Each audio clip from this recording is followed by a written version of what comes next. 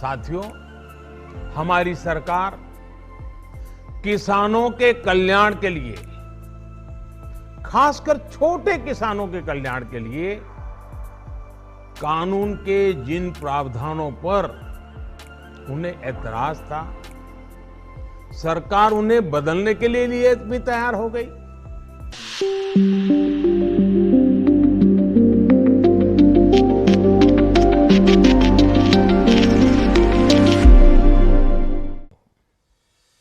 साथियों, हमारी सरकार किसानों के कल्याण के लिए, खासकर छोटे किसानों के कल्याण के लिए देश के कृषि जगत के हित में, देश के हित में, गांव गरीब के उज्जवल भविष्य के लिए पूरी सत्यनिष्ठा से, किसानों के प्रति पूर्ण समर्पण भाव से,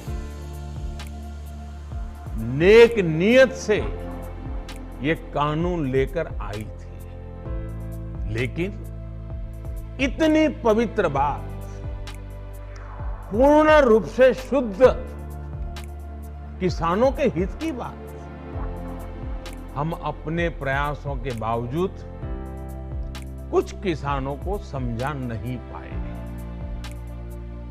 भले ही किसानों का एक वर्ग ही विरोध कर रहा था, लेकिन फिर भी ये हमारे लिए महत्वपूर्ण था।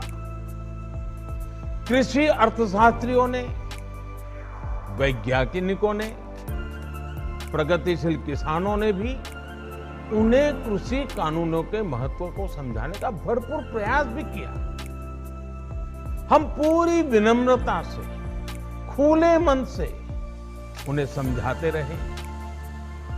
अनेक माध्यमों से व्यक्तिगत और सामूहिक बातचीत भी लगातार होती रही।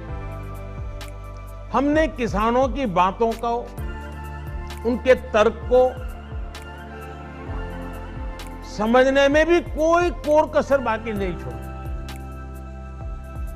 कानून के जिन प्रावधानों पर उन्हें ऐतराज था, सरकार उन्हें बदलने के लिए भी तैयार हो गई। 2 साल तक हमने इन कानूनों को सस्पेंड करने का भी प्रस्ताव दिया। इसी दौरान ये विषय माननीय सर्वोच्च न्यायालय के पास भी चला गया। ये सारी बातें देश के सामने है, इसलिए मैं इनके अधिक विस्तार में नहीं जाऊंगा। साथियों, मैं आज देशवासियों से क्षमा मांगते हुए सच्चे मन से और पवित्र हृदय से कहना चाहता हूं कि शायद हमारी तपस्या में ही कोई कमी रही होगी, जिसके कारण दिए के प्रकाश जैसा सत्य कुछ किसान भाइयों को हम समझा नहीं पाए। आज गुरु नानक देव जी का पवित्र प्रकाश पर्व है। ये समय किसी को भी दोष देने का नहीं है। आज मैं आपको, पूरे देश को ये बताने आया हूं कि हमने 3 कृषि कानूनों को वापस लेने का, रिपील करने का निर्णय लिया है।